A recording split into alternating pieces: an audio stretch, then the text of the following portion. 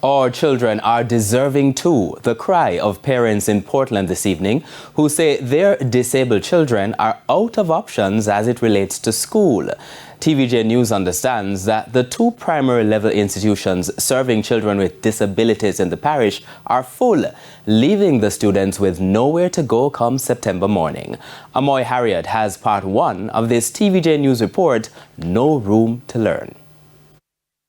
The structure you're looking at was once a second home to dozens of students with disabilities ages 16 to 18 years in Portland. In 2022, after a major earthquake, the School of Hope was forced to relocate as the building was deemed unsafe for students and staff. Since then, the School of Hope has been operating from the Port Antonio Baptist Church. But the space they're now using is said to be significantly smaller than the previous location, and so the student population has dwindled. Those feeling the brunt of it are families with disabled children who depend on institutions like these to provide education for their young ones.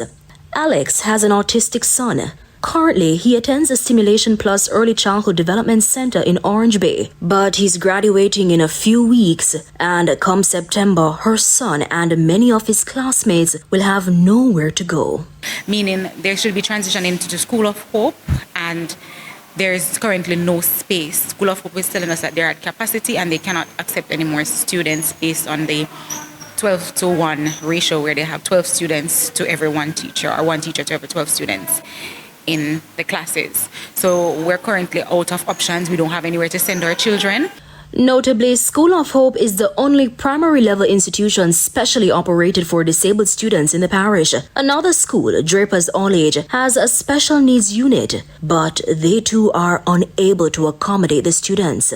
After them graduate from early Stimulation Plus, where are we going to send them? Because if the two schools in Portland telling us that they don't have any space to accommodate our children, well, we don't know what to do.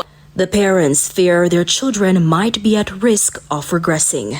Because once they are not being actively engaged, they will be forgetting everything that they were taught by the hardworking teachers at Stimulation Plus in Orange Bay.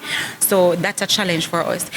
We have parents whose children have graduated last year and the year before who are still at home, no place for them to go. And the vibe that we're getting from the government overall in Jamaica is that special needs children are not real children. That's the vibes that we're getting. The fact remains is that these babies are real babies and they need somewhere to go. The mothers told us that they attempted to explore an alternative, send their children to a mainstream primary school with the company of a shadow, but in order for them to get a shadow, they need to go and get assessed.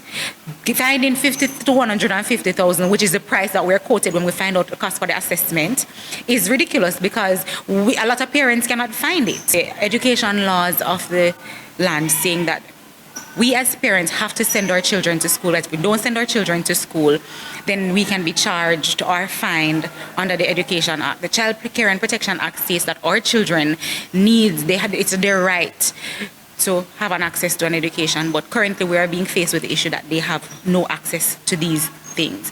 So who will be held accountable now? The School of Hope is operated jointly by the Education Ministry and the Jamaican Association on Intellectual Disabilities. The ministry responds in part 2.